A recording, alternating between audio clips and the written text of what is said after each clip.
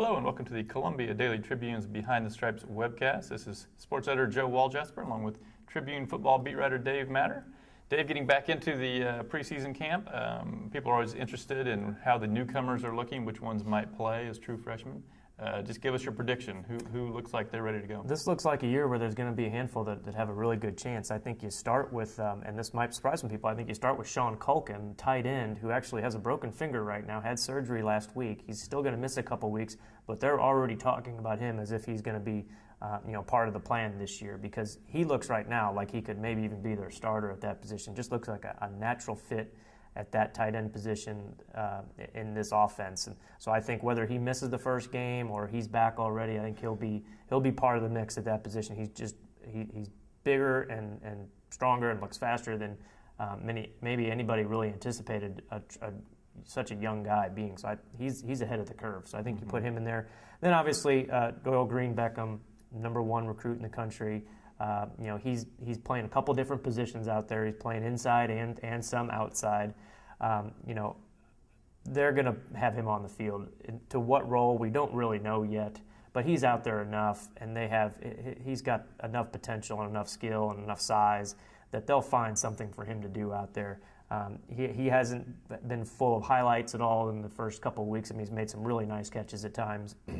But I think it was probably unreasonable to expect him to step on the field and look like, Calvin Johnson or Randy Moss right off the bat. He's still, learning the position and learning college offenses, but he'll be out there. You don't sign him and then redshirt him. Mm-hmm. And then I think the third one for sure is Evan Boehm, offensive lineman, who has gotten a lot of work with the first team at left guard. Whether he ends up winning the starting job or not, I think he's at least, established himself as a guy that will rotate and that will play.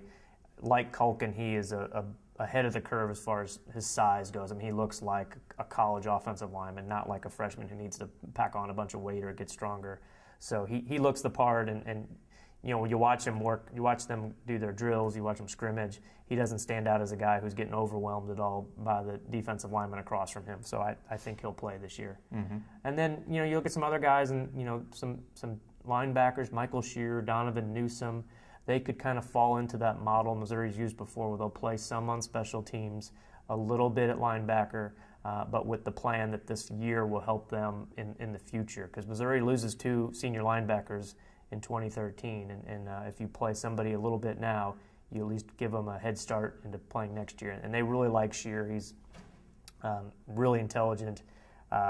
And super athletic. He's big enough to play right now. Mm-hmm. He's got to learn the position, obviously, but I think he can help out on special teams. They got to figure out what they're going to do with the running backs. They've got 2 of them, Russell Hansborough and Morgan Stewart.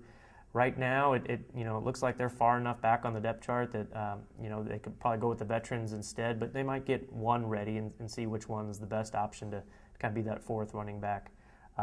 Other than that, that they probably need a defensive tackle. Harold Brantley has gotten some looks with the second team.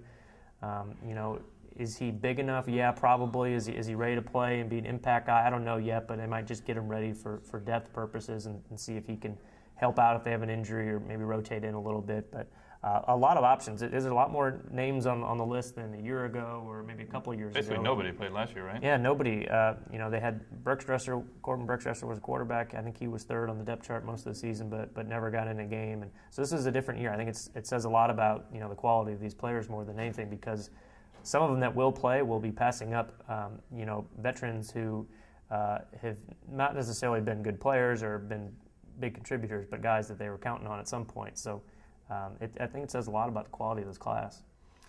Getting into Doyle Green Beckham a little bit more, I think when you had the number 1 recruit in the nation come in, you sort of anticipate he's going to hit the ground running. Maybe he hasn't really done that. I don't know if maybe it's just a matter of expectations, but I know at the scrimmage it was a little bit disappointing. The scrimmage ends with him, finally they'd kind of singled him up for a long pass, and the guy covering him has fallen down on his feet, and the ball bounces off his chest. Right. There was another play where they kind of threw a pass a little bit high into traffic, but he just sort of sticks one hand up instead of going there for 2. Is there things that you're seeing that you thought, well, maybe I thought he was going to be a little more advanced or a little less raw than what he is? Moments like that, but I think if you look at his high school career, he put up the arguably the greatest numbers a high school wide receiver has ever put up in the country. But he wasn't playing against the best competition in the state of Missouri in Class 3.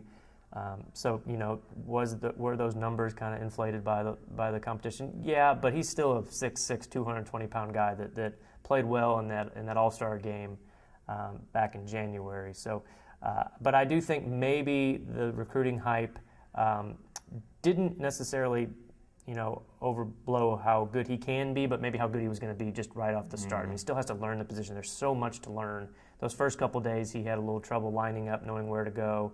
And he was really given pretty basic assignments, it looked like, on a lot of the routes. But now, though, they're moving him inside, playing a different position than just outside, where he's kind of a decoy. A lot of the times he's just running downfield to pull the defense with him. Occasionally they would throw deep to him. But now when you're in the middle, you're usually a higher read for the quarterback, so he's getting more looks at that position. They're throwing a lot of screens to him.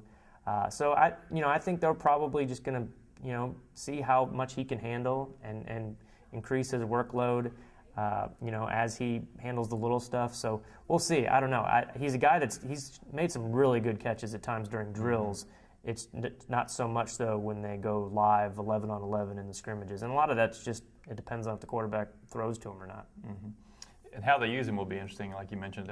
When they used him at the position they originally had him at, which is, I guess, the X position, which is where when they do multiple, like 4 receiver formations, it's off, and he's the one off over by himself, and that's where Marcus Lucas plays. So with a big guy, it's your chance to sort of isolate them with basically half the field to themselves, and you could think you could throw the ball up and he could get it. Yeah. If you put him at the spot at tight end, basically, which is where he's been working some since Sean Culkin got hurt, I think that's a bigger part of the passing game, a more primary read, but you're also in more traffic, so he's got to prove he can catch the ball in traffic and not be leery of contact, and you're going to get hit a lot more too, so it's not just kind of like throwing jump balls. So it'll be interesting to see going forward, even if he learns what he needs to do, which one is he better suited for. Yeah, and also I think he's a guy that in one way reminds me of Denario Alexander, is that his separation after the catch. I think once he gets a few more good throws his way in traffic, he'll be able to pull away and turn a little 5-yard pass into a 50, 60-yarder, like we saw Alexander do a lot during his senior year. And another factor that should probably be considered is he hasn't really played with James Franklin at all. He's playing with the lesser quarterbacks at this point. So maybe once he gets up there with Franklin, he'll give him some better balls, some passes that he can do a little bit more with than when he's dealing with Matty Mock for the most part. All right. Well, thanks for tuning in. Join us tomorrow when we will discuss Missouri's transition to the SEC and what, if any, ways they've been sort of working on that stuff in practice.